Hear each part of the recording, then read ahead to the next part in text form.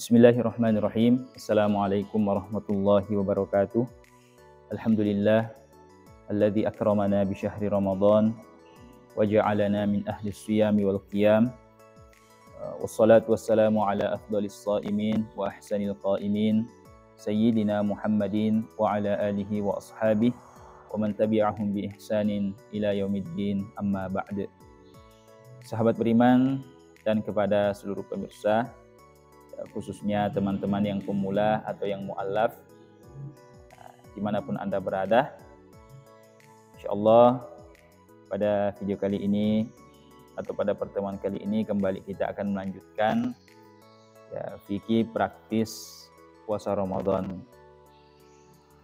Pada video sebelumnya kita sudah membahas tentang 9 hal yang dapat membatalkan puasa.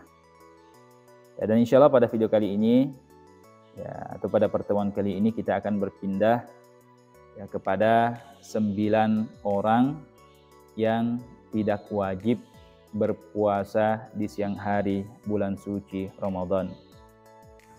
Maknanya apabila 9 orang yang akan kita sebutkan nanti, mereka tidak berpuasa di siang hari bulan suci Ramadan, maka dalam hal ini mereka tidak berdosa, karena mereka memang tidak wajib, maka mereka mendapatkan rukhsah, mendapatkan keringanan untuk tidak berpuasa di siang hari bulan suci Ramadan, karena ada udzur yang diperkenankan oleh syariat. Akan tetapi seandainya mereka ingin berpuasa, jika mampu, maka puasanya sah-sah saja jika mereka memang mampu untuk berpuasa. Kecuali ada 2 golongan orang dari 9 orang yang akan kita sebutkan nanti. 2 golongan itu bukan hanya tidak wajib berpuasa, akan tetapi mereka haram atasnya untuk berpuasa. Maknanya 2 orang yang akan kita sebutkan nanti itu dari 9 golongan tadi, seandainya mereka berpuasa bukan dapat pahala, akan tetapi sebaliknya malah dapat dosa. Siapakah 2 golongan itu? Nanti kita akan bahas dalam poin-poinnya nanti. Baiklah, yang pertama, siapakah yang tidak wajib berpuasa di siang hari bulan suci Ramadan? Yang pertama adalah anak kecil. Anak kecil. Adapun dimaksud anak kecil yang tidak wajib berpuasa Ramadan, dalam hal ini adalah anak kecil yang belum balik. Anak yang belum balik. Tapi kalau sudah balik, meskipun secara lahiriah postur tubuhnya masih kecil, tapi kalau dia sudah balik, maka dia sudah wajib untuk berpuasa. Tapi kalau belum balik, maka tidak wajib atasnya untuk berpuasa. Maknanya anak kecil yang belum balik, ketika dia tidak berpuasa, maka dia tidak berdosa. Kemudian apakah tanda-tanda anak itu sudah balik? Di sini disebutkan ada 3 tanda Jadi ada 3 tanda ketika seorang anak itu sudah balik. Yang pertama, keluarnya air mani ketika umurnya sudah sempurna 9 tahun ukuran tahun Hijriah. Jadi seorang anak baik laki-laki ataupun dia perempuan, ketika umurnya sudah mengeluarkan air mani di saat umurnya sudah sempurna 9 tahun ukuran tahun Hijriah, jadi dalam hal ini kita pakai kalender Hijriah bukan ukuran kalender Masehi. Sudah sempurna 9 tahun ukuran tahun Hijriah dan dia mengeluarkan air mani, maka anak tersebut sudah dihukumi balik. Apakah keluarnya dengan cara apa saja? Apakah dia mimpi atau lain sebagainya? Intinya saat dia sudah mengeluarkan air mani ketika umurnya sudah sempurna 9 tahun ukuran tahun Hijriah, berarti anak tersebut sudah dihukumi balik. Kalau sudah balik, berarti dia sudah wajib melaksanakan kewajiban, termasuk diantaranya adalah puasa Ramadan tadi. Itu tanda pertama yang orang balik, keluarnya air mani di saat umurnya sudah sempurna 9 tahun ukuran tahun Hijriah. Ini berlaku bagi anak laki-laki dan perempuan.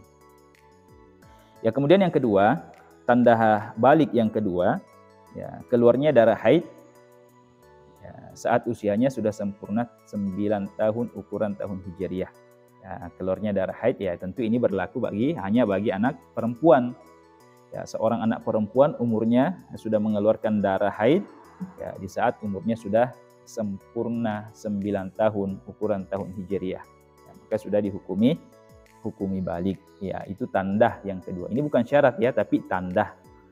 Ya, maknanya kalau tanda itu ya kalau sudah terjadi salah satu di antaranya itu berarti sudah dihukumi balik.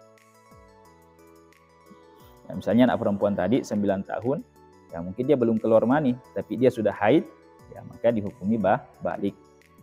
Ya, kemudian yang ketiga, ya jika tidak keluar mani dan tidak keluar darah haid, ya ketika umurnya sudah sempurna 9 tahun ukuran tahun Hijriah, ya dia belum mengeluarkan air mani, ya bagi anak laki-laki dan perempuan, atau dia seorang anak perempuan belum mengeluarkan darah haid, ya saat umurnya sudah 9 tahun atau lebih, ya maka ditunggu hingga umurnya genap 15 tahun ukuran tahun Hijriah. Ya, jadi kalau sudah 9 tahun atau lebih umurnya dan dia belum mengeluarkan mani atau darah haid, maka ditunggu sampai umurnya genap 15 tahun. Ya, sekali lagi tentunya ukuran tahun Hijriah.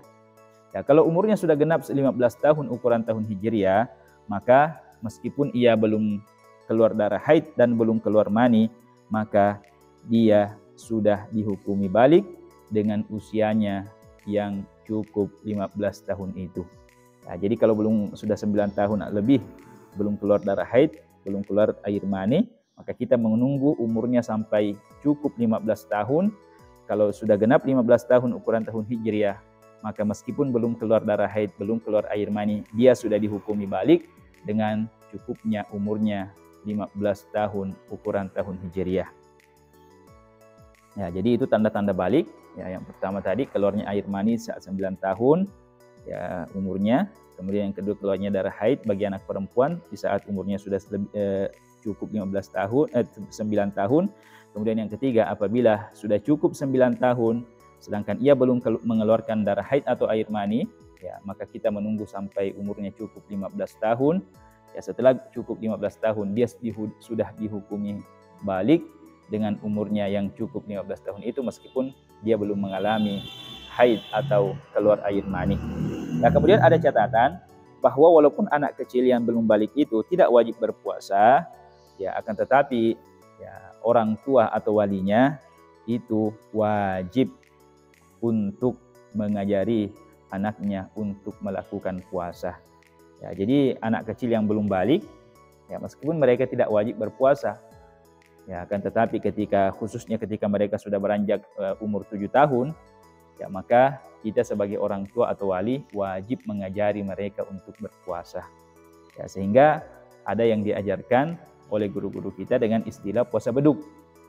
Ya, jadi anak-anak itu ya kalau belum mampu sampai sore ya bisa ya puasanya hanya sampai jam 12 siang. Ya, meskipun sebenarnya itu bukan puasa, karena definisinya puasa itu menahan lapar, menahan makan minum dan segala sesuatu yang membatalkan puasa, mulai daripada terbitnya fajar shadiq atau mulai daripada masuknya waktu subuh ila ghurubis syams sampai terbenamnya matahari atau masuknya waktu maghrib. Ya, tapi anak-anak kalau mau buka di siang hari ya tidak apa-apa karena mereka memang belum wajib. Ya, akan tetapi mereka disuruh berpuasa itu hanya dalam rangka latihan. Ya, bahkan seandainya jika mereka mau buka setiap 4 jam, ya kalau memang mereka anak-anak yang belum balik itu mampunya seperti itu ya maka kita harus ya tidak apa-apa. Ya, misalnya mereka ikut makan sahur, nah, buka jam 8, setelah itu berpuasa lagi, nanti bukanya lagi jam 2. Ya, setelah itu berpuasa lagi, ya nanti bukanya bareng di waktu maghrib. Ya, tidak apa-apa. Ya, ini dalam rangka mendidik mereka atau untuk membiasakan mereka melaksanakan puasa. Ya, jadi catatannya meskipun anak kecil itu belum wajib berpuasa, akan tetapi kita sebagai orang tua atau wali wajib atau kita berdosa jika seandainya tidak mengajari mereka untuk melaksanakan puasa Ramadan. Yaitu yang pertama yang tidak wajib berpuasa adalah anak kecil yang belum balik. Ya, kemudian yang kedua, ya, dari 9 itu yang tidak wajib berpuasa adalah orang gila. Nah, jadi orang gila itu tidak wajib berpuasa, bahkan seandainya mereka berpuasa, puasanya tidak sah. Nah, orang gila itu seandainya pun berpuasa, puasanya tidak sah. Ya, namun dalam hal ini ulama membagi dua macam orang gila. Ya, yang pertama orang gila yang disengaja. Ya, dan yang kedua orang gila yang tidak disengaja. Ya, gilanya itu tidak disengaja, akan tetapi murni terjadi. Ya, seperti itu. Ya, yang pertama, kalau orang gilanya disengaja, ya meskipun gilanya disengaja, jika dia berpuasa maka puasanya tidak sah. Ya, akan tetapi dia wajib mengqadha puasa Ramadan yang ia tinggalkan dengan sebab gilanya tadi. Karena kenapa? Karena gilanya disengaja. Ya, disengaja ya maksudnya dia melakukan hal-hal yang membuat dirinya gila. Dia sengaja melakukan hal-hal yang membuat dirinya gila. Mungkin dia gilanya karena mengkonsumsi obat-obatan terlarang dan lain sebagainya. Ya, karena dia statusnya gilanya itu terjadi karena disengaja, maka ketika dia sembuh dari gilanya nanti, dia wajib untuk mengqadha atau mengganti puasa Ramadan yang ia tinggalkan selama ia gila. Ini bagi orang yang gilanya terjadi karena disengaja. Ya, kemudian yang kedua, apabila gilanya tidak disengaja, ya maka tidak wajib mengqadha. Ya, dia tidak wajib mengqadha atau tidak berkewajiban untuk mengganti puasanya ya karena gilanya. Ya, ini yang kedua karena gilanya tidak disengaja. Ya, itu yang kedua yang tidak wajib berpuasa adalah orang gila. Ya, jadi orang gila itu bebas. Ya, tidak wajib ya termasuk di dalamnya melaksanakan puasa Ramadan. Ya, kemudian yang ketiga, ya, golongan yang ketiga yang tidak wajib berpuasa di siang hari bulan suci Ramadan adalah orang sakit. Ya, orang sakit. Ya, jadi orang sakit itu tidak wajib berpuasa. Ya, akan tetapi yang dimaksud orang sakit di sini adalah orang sakit yang akan bertambah parah penyakitnya jika seandainya dia berpuasa, atau penyakitnya itu bisa menjadi lambat sembuhnya jika dia berpuasa. Itulah ya, kategori orang sakit yang tidak wajib berpuasa. Ya, tapi kalau hanya cuma sakit tangannya itu kan juga sakit. Ya, tapi karena ini tidak ada kaitannya dengan puasa, ya, yang tidak bertambah parah dengan sebab puasa atau tidak lambat sembuhnya dengan puasa, ya maka orang yang sakitnya seperti itu tidak diperkenankan untuk tidak berpuasa Ramadan. Dia tetap wajib puasa Ramadan. Ya, akan tetapi jika seandainya penyakit itu akan bertambah parah atau lambat sembuhnya jika seandainya dia berpuasa, ya maka itulah orang sakit yang diperkenankan untuk tidak berpuasa. Ya, contoh mungkin penyakit mah, ya. Ya, penyakit mah itu kan ada kaitannya dengan puasa. Ya, yang mana apabila penyakit mahnya itu atau asam lambungnya itu bisa bertambah parah dengan sebab berpuasa atau bisa lambat sembuhnya jika dia berpuasa, maka pada saat itu untuk sementara dia tidak wajib untuk melaksanakan puasa Ramadan. Ya, kemudian dalam hal ini yang menentukan adalah yang pertama dokter muslim yang terpercaya. Ya, jika seorang dokter muslim yang terpercaya mengatakan ya untuk sementara ya kamu tidak boleh dulu berpuasa. Ya, karena kalau kamu berpuasa nanti penyakitnya akan bertambah parah atau akan lambat sembuhnya. Ya, maka berdasarkan hasil diagnosa dokter tadi, ya seorang dokter muslim yang terpercaya tadi yang mengatakan bahwa untuk sementara kamu tidak boleh berpuasa dulu karena kalau kamu berpuasa akan lambat sembuhnya atau akan bertambah parah penyakitnya, maka dalam hal ini ya orang tersebut boleh untuk tidak berpuasa, ya karena ya sudah ditetapkan oleh seorang dokter muslim yang terpercaya. Ya, jadi yang menentukan yang pertama dokter muslim yang terpercaya. Kemudian yang kedua, berdasarkan pengalaman pribadi. Ya, kalau selama ini menurut pengalaman pribadi kita, ya, kita misalnya mungkin tidak periksa di dokter ya, tapi menurut pengalaman pribadi kita ketika kita berpuasa, tiba-tiba asam lambungnya kambuh atau penyakit mahnya kambuh. Ya, maka pada saat itu karena kita sudah punya pengalaman bahwa ketika kita berpuasa tiba-tiba akan bertambah sakit, ya maka dalam hal itu kita diperkenankan untuk tidak berpuasa.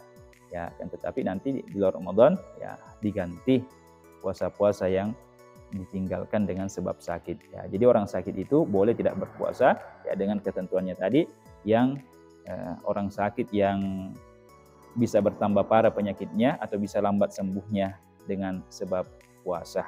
Ya, itu tidak wajib berpuasa, tidak berdosa kalau tidak berpuasa Ramadan. Ya, kemudian ada catatan, dalam hal ini tidak terbatas kepada orang sakit saja. Ya, akan tetapi siapapun yang berpuasa lalu menemukan dirinya lemah dan tidak mampu untuk berpuasa dengan kondisi yang membahayakan terhadap dirinya, maka saat itu pun ia boleh membatalkan puasanya.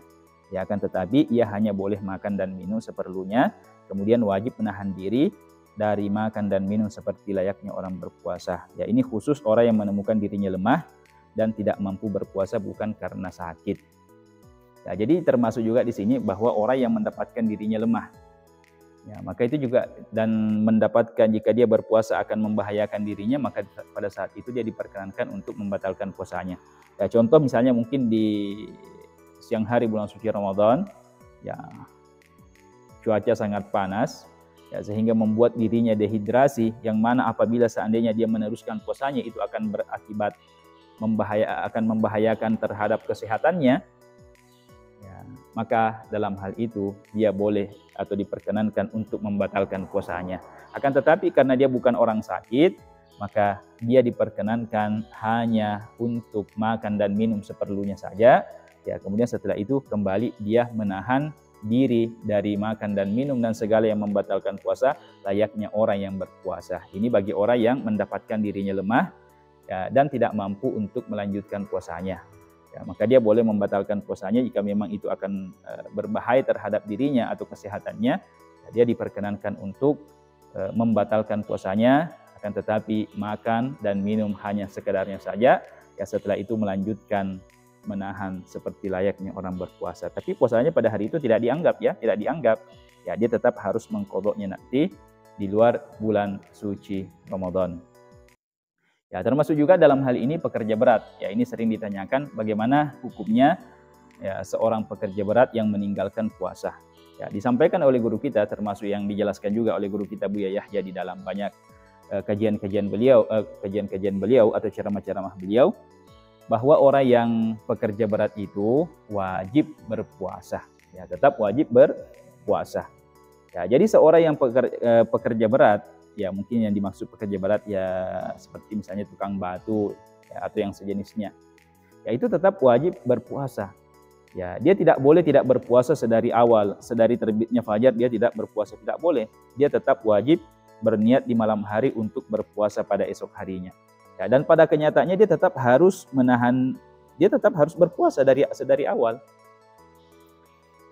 Ya, adapun nanti ketika dia sudah berangkat bekerja, lalu kemudian di tengah-tengah pekerjaannya tiba-tiba dia mendapatkan dirinya tidak sanggup untuk melanjutkan puasanya, ya maka barulah pada saat itu dia boleh membatalkan puasanya, seperti orang yang mendapatkan dirinya tadi lemah, tidak mampu untuk melanjutkan puasanya.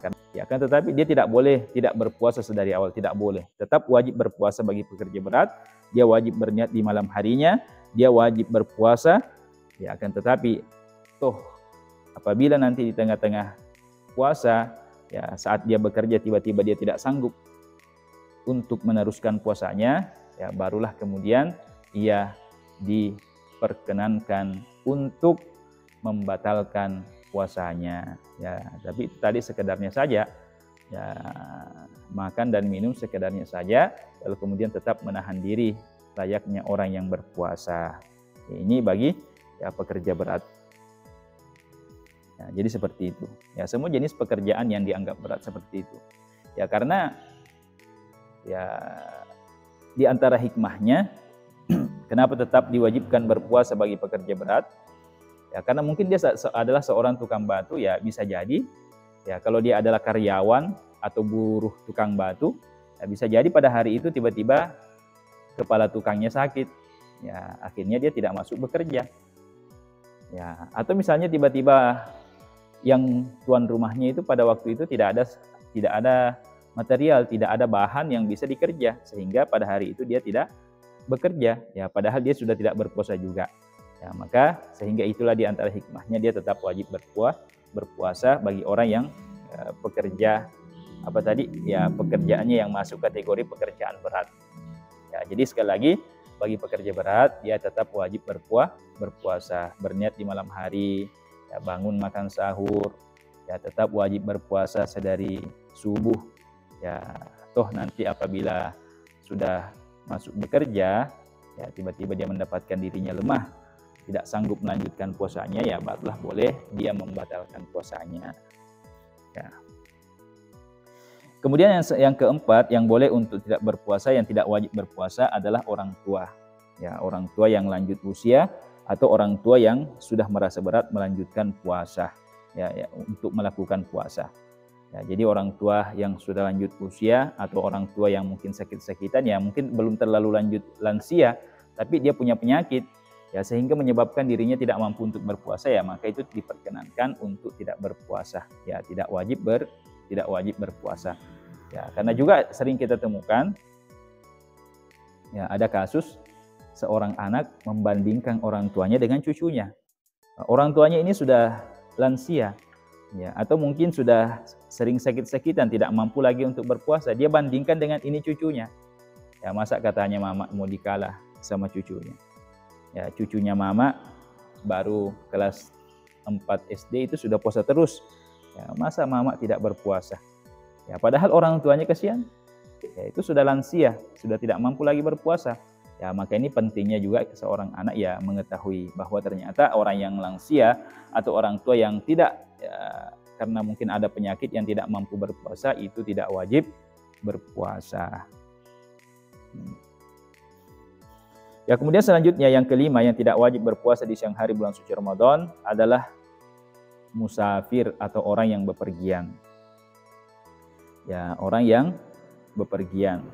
Ya, semua orang yang bepergian boleh meninggalkan puasa Ramadan, ya, tapi dengan syarat sekurang-kurangnya ada 3 syarat yang harus terpenuhi, barulah seorang musafir itu boleh untuk tidak berpuasa di siang hari bulan suci Ramadan. Ya, jadi tidak semua orang yang ketika bepergian langsung boleh tidak berpuasa, tidak. Ya, akan tetapi minimal ada 3 syarat yang harus dia penuhi, ya, barulah kemudian dia masuk kategori musafir yang boleh meninggalkan puasa dengan sebab kemusafirannya itu. Apa itu yang pertama? Syarat yang pertama, perjalanan yang dilakukan menempuh jarak, ya, jarak tempuhnya itu tidak kurang dari 84 km. Ya, 2 marhala ya, sebagian ulama mengatakan 84 km. Ya, juga ya yang berbeda dengan itu tapi tidak jauh beda. Ada yang mengatakan 82 km, ada yang mengatakan 84. Ya, tidak jauh beda ya. Ya, tapi dalam masalah ini ya kita memilih pendapat yang mengatakan 84 km. Ya, jadi perjalanan jarak tempuh jarak tujuan yang akan dituju itu tidak dari tempat tinggalnya itu tidak kurang dari 84 km. Ya, kalau kurang dari situ ya tidak masuk. Ya, mungkin dari sini mau ke situ jaraknya hanya 50 km. Ya, itu belum masuk. Ya, jadi minimal 84 km atau kilometer. Ya, kalau kurang dari 80 km ya itu belum diperkenankan untuk meninggalkan puasa dengan sebab perjalanan jauh. Ya, itu belum masuk kategori jarak tempuh yang bisa seseorang diperkenankan untuk tidak berpuasa di siang hari bulan suci Ramadan. Ya, jadi yang pertama syaratnya perjalanan yang ditempuh itu jaraknya yang akan ditempuh jaraknya 84 km atau lebih. Ya, kemudian yang kedua, perjalanan yang dilakukan adalah perjalanan yang mubah, bukan perjalanan untuk kemaksiatan. Ya, jadi walaupun jaraknya sudah lebih 84 km, tapi tujuannya untuk berjudi ke sana, ya itu tidak diperkenankan meninggalkan puasa Ramadan. Dia berdosa karena meninggalkan puasa Ramadan dengan sebab perjalanannya itu jika tujuan perjalanannya adalah untuk melakukan maksiat. Ya, mungkin dia dari Jakarta mau ke Surabaya, ya itu mungkin ya sudah lebih 84 km ya. Ya, tapi tujuannya berangkat dari Jakarta ke Surabaya, dia niatnya ke Surabaya untuk menjudi di sana. Ya, untuk berjudi. Ya, atau untuk pesta miras. Ya, karena tujuannya adalah untuk kemaksiatan, maka dalam hal ini dia tidak diperkenankan meninggalkan puasa Ramadan meskipun jaraknya sudah lebih 84 km. Kemudian syarat yang ketiga, perjalanan yang dilakukan itu di malam hari dan sebelum terbitnya fajar atau sebelum masuknya waktu subuh, ia telah melewati batas daerah tempat tinggalnya. Dalam konteks wilayah Indonesia adalah batas kecamatan. Ya, jadi syarat yang ketiga, orang yang melakukan musafir lebih dari 84 yang jaraknya lebih 84 km tadi, ya, yang melakukan perjalanan mubah yang lebih 84 km tadi, dia harus melakukan perjalanannya di malam hari dan sebelum masuknya waktu subuh, dia sudah harus keluar dari batas kecamatan tempat tinggalnya. Ya, dia sudah harus keluar dari batas kecamatan tempat tinggalnya sebelum apa? Sebelum masuknya waktu sholat subuh. Ya, maka untuk musafir, ya di sini ada 4 catatan yang perlu kita perhatikan. Yang pertama, bila ia pergi setelah terbitnya fajar atau setelah masuknya waktu subuh, ya, atau dia belum keluar dari batas daerah tempat tinggalnya atau belum keluar dari batas kecamatannya sampai terbitnya fajar shadiq atau sampai masuknya waktu subuh, maka pada hari itu dia wajib berpuasa penuh pada hari itu. Ya, jadi seorang musafir meskipun syarat ya dia berangkatnya perjalanan yang akan ditempuhnya itu 84 km lebih jaraknya, ya, dan perjalanannya itu mubah, ya, tapi saat dia akan melakukan perjalanan, dia masih berada di tempat tinggalnya atau masih dalam wilayah kecamatannya, ya, sedangkan waktu subuh sudah masuk, ya, maka pada hari itu dia tidak diperkenankan meninggalkan puasa. Dalam artian dia wajib berpuasa pada hari itu. Ya, lalu bagaimana ketika nanti di dalam perjalanan tiba-tiba dia tidak mampu? Ya, maka ini lain cerita. Ya, dia tetap wajib berpuasa sedari awal, tapi nanti ketika dalam perjalanan dia tidak mampu, ya barulah dia boleh membatalkan puasanya. Tapi membatalkan puasanya ini bukan karena kemusafirannya. Ya, karena kenapa? Dia keluarnya dari kampung halamannya setelah masuknya waktu subuh. Ya, sehingga dia dalam hal ini dia membatalkan puasanya bukan karena kemusafirannya, akan tetapi dia dikategorikan seperti orang yang bekerja berat tadi. Dia membatalkan puasanya karena mendapatkan dirinya tidak mampu untuk melanjutkan puasa. Ya, sehingga bagi orang yang musafir seperti itu, ya karena dia keluar dari batas kecamatannya setelah masuknya waktu subuh, dari awal dia tetap wajib berpuasa. Nanti boleh membatalkan puasanya saat dia mendapatkan dirinya tidak mampu untuk melanjutkan puasa. Ya, jadi membatalkan puasanya bukan karena kemusafirannya, kan, tetapi ketidakmampuannya untuk melanjutkan puasanya, ya sebagaimana halnya pekerja berat tadi atau ya orang yang mendapatkan dirinya lemah tidak sanggup untuk melanjutkan puasanya. Ya, dia boleh makan minum ya sekedarnya saja lalu kemudian menahan diri layaknya orang yang berpuasa. Ya, kemudian catatan kedua, bagi musafir, ya seorang musafir yang dalam keadaan melakukan perjalanan telah memenuhi syarat-syarat tadi pada waktu pagi hari berpuasa diperbolehkan membatalkan puasanya, yaitu. Ya, jadi kalau sudah terpenuhi syarat tadi, ya perjalanannya mubah, jaraknya lebih 84 km, ya, tujuannya itu lebih 84 km, kemudian dia sudah keluar dari wilayah kecamatannya sebelum masuknya waktu subuh, maka jika sudah terpenuhi 3 syarat ini, ya keluar dari batas kecamatannya setelah masuknya waktu subuh, maka jika sudah memenuhi 3 syarat ini, ya maka di pagi hari ya dia boleh untuk tidak berpuasa. Ya seandainya dia singgah minum kopi di pagi hari atau setelah sholat subuh dia singgah minum kopi, singgah sarapan, dia tidak berdosa jika sudah memenuhi 3 syarat tadi. Ya, kemudian catatan ketiga mengenai orang musafir. Ya, orang musafir yang telah bermukim di suatu tempat itu tidak diperkenankan lagi untuk tidak berpuasa. Ya, dan seseorang dalam bepergian akan dihukumi mukim ya atau bukan musafir lagi jika ia telah berniat tinggal di suatu tempat lebih dari 4 hari. Ya, lebih dari 4 hari, yang dimaksud 4 hari utuh tanpa menghitung hari ia datang dan hari ia pergi. Ya, misalnya orang yang bepergian dari Jakarta ke suatu tempat di Surabaya, ya, dan ia berniat tinggal di tempat tersebut lebih dari 4 hari, maka sejak ia sampai dan memasuki batas kecamatan tempat tersebut, ia disebut sudah bukan musafir lagi. Akan tetapi dia statusnya sudah mukim jika sebelum berangkat dia sudah berniat untuk tinggal lebih dari 4 hari. Ya, jadi seorang musafir itu kan terputus di antara sebab terputusnya kemusafiran itu adalah bermukim. Ya, dan seseorang disebut bermukim apabila dia sudah tinggal di suatu tempat lebih dari 4 hari. Ya, misalnya kita dari Surabaya ke Jakarta, ya, ke suatu tempat di Jakarta. Ya, maka kita setelah sampai di Jakarta, kita tetap statusnya sebagai musafir. Ya, sampai kapan? Sampai 4 hari. Ya, tanpa menghitung hari datangnya dan hari keluarnya. Ya, misalnya kita datangnya hari Jumat. Ya, hari Jumat, ya, kita datang ke Jakarta di tempat tersebut hari Jumat. Ya, maka hari Sabtu, hari Ahad, hari Senin, hari Selasa, ya, sampai hari Selasa sore, ya, sebelum masuknya malam Rabu, itu kita statusnya masih sebagai musafir. Ya, kita masih boleh diperkenankan untuk tidak berpuasa. Itu jika kita tidak berniat untuk tinggal lebih dari 4 hari. Ya, itu jika kita tidak berniat tinggal di tempat tersebut lebih dari 4 hari. Akan tetapi ketika kita sebelum berangkat sudah ada niat untuk tinggal di tempat tujuan tersebut lebih dari 4 hari, maka kita itu dihukumi musafir hanya dalam perjalanan saja.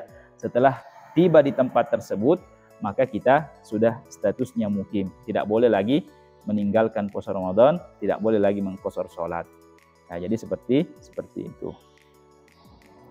Ya, itu bagi orang yang ada niat, ya, tinggal lebih dari 4 hari, maka setelah dia tiba di tempat tersebut, status kemusafirannya sudah terputus. Ya, tapi kalau tidak ada niat untuk tinggal lebih dari 4 hari, maka dia dihukumi sebagai musafir sampai ia tinggal 4 hari di tempat tersebut tanpa menghitung hari di mana ia datang dan hari di mana ia meninggalkan tempat tersebut. Kemudian catatan keempat, bagi musafir yang telah memenuhi 3 syarat tadi, ya, yang mampu untuk berpuasa, maka diperbolehkan untuk berpuasa selama tidak memberatkan. Ya, selama tidak memberatkan. Ya, tentu inilah kalau kita mampu, ya sebaiknya kita berpuasa meskipun kita tidak wajib. Tapi kalau kita mampu, ya apalagi sudah tiba di tempat tersebut, ya kalau kita misalnya naik mobil pribadi, ya tentu tidak seperti dulu, ya kalau kita naik angkot, ya, mungkin berdesak-desakan. Tapi kalau misalnya kita mobil pribadi, ya, dan mampu untuk berpuasa, ya maka sebaiknya berpuasa supaya kita tidak kerepotan lagi mengqadanya nanti di luar bulan suci Ramadan. Ya, cuma perlu kita ketahui bahwa orang musafir yang telah memenuhi 3 syarat tadi tidak wajib berpuasa. Ya, sehingga mungkin suatu saat kita melihat orang yang tidak berpuasa, ya jangan kita langsung kita lihat orang asing datang ke kampung kita, mungkin dia tidak berpuasa, ya jangan langsung kita berhusnudzon. Ya, karena jangan sampai mereka masuk kategori musafir, ya, yang memenuhi 3 syarat tadi. Kemudian di antara yang penting juga oleh diketahui, ya khususnya sering kita dengar ada istilah razia warung di siang hari bulan suci Ramadan, yaitu tidak boleh disapu rata. Ya, karena jangan sampai warung yang kita tutup itu atau bahkan ada yang sampai merusak warungnya orang, ya, jangan sampai dia masuk kategori, ya, warung yang menyiapkan makanan untuk orang-orang yang tidak wajib berpuasa. Ya, makanya dalam hal ini, ya orang yang melakukan nahi mungkar itu, ya perlu juga ada ilmunya. Ya, karena jangan sampai sesuatu itu bukan kemungkaran dianggap sebuah kemungkaran. Ya, kalau memberikan makanan di siang hari bagi orang yang wajib berpuasa itu kemungkaran.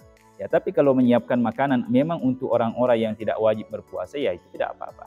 Ya, mungkin dia warungnya di lintas provinsi, ya, disiapkan untuk orang-orang musafir yang tidak berpuasa, ya, yang telah memenuhi syarat-syarat tadi yang tidak berpuasa, ya maka itu tidak masalah, tidak berdosa.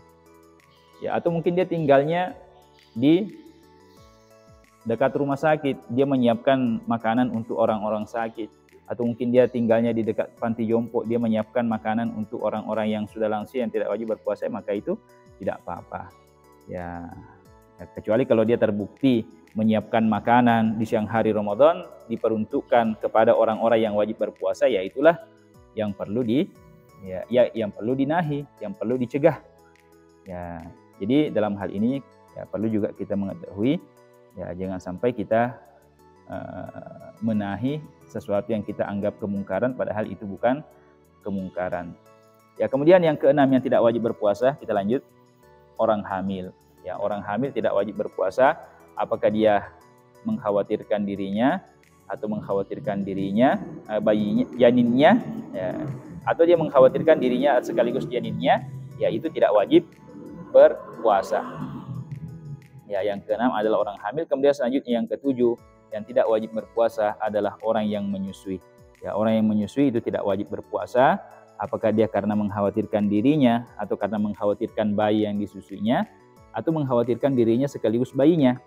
Ya, kemudian dengan kondisi bayi, ya wanita menyusui yang tidak wajib berpuasa di siang hari bulan suci Ramadan, yaitu yang menyusui bayi yang masih di bawah umur 2 tahun Hijriah. Nah, jadi ketentuannya wanita yang tidak wajib berpuasa di siang hari Ramadan adalah wanita yang menyusui bayi yang di bawah umur 2 tahun Hijriah. Ya, kalau anak yang disusuinya sudah lebih dari 4 tahun ya itu tidak boleh lagi meninggalkan puasa Ramadan dengan alasan menyusui. Ya, karena anaknya sudah lebih 2 tahun. Ya, yang diperkenankan itu seorang wanita yang menyusui anak di bawah umur 2 tahun Hijriah. Ya, kemudian di sini ada catatan bayi yang di bawah 2 tahun yang disusuinya, ya ia boleh diperkenankan untuk tidak berpuasa, tidak harus bayinya sendiri. Ya, akan tetapi bisa juga bayinya orang lain. Ya, mungkin dia mendapatkan anak, mungkin seorang ibu anaknya meninggal, ya kemudian tiba-tiba ada anak yang ditemukan dibuang oleh ibunya, lalu kemudian dia mengambilnya, ya anak itu umurnya belum cukup 2 tahun, ya maka dia saat menyusui anak orang lain tersebut dia diperkenankan untuk tidak berpuasa, ya jadi tidak harus anaknya sendiri.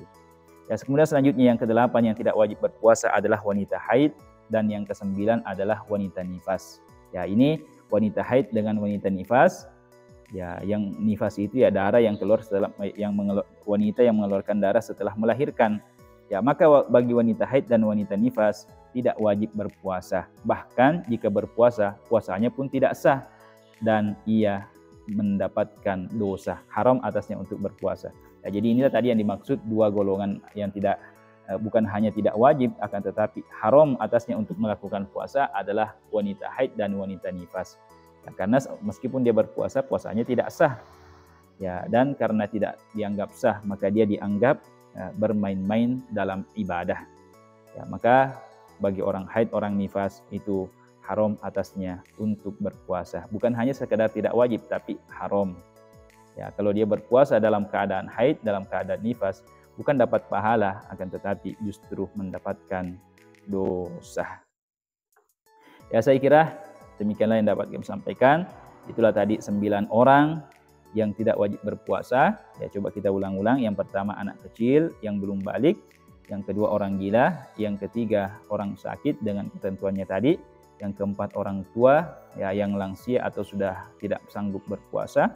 Ya, yang keenam yang tidak wajib berpuasa orang hamil. Yang ketujuh orang yang menyusui anak di bawah umur 2 tahun. Yang ke-8 wanita haid dan yang ke-9 wanita nifas. Ya, jadi demikianlah, semoga bermanfaat. Selamat menjalankan ibadah puasa dan selamat menantikan waktu berbuka puasa. Lebih dan kurangnya kami mohon maaf. Assalamualaikum warahmatullahi wabarakatuh.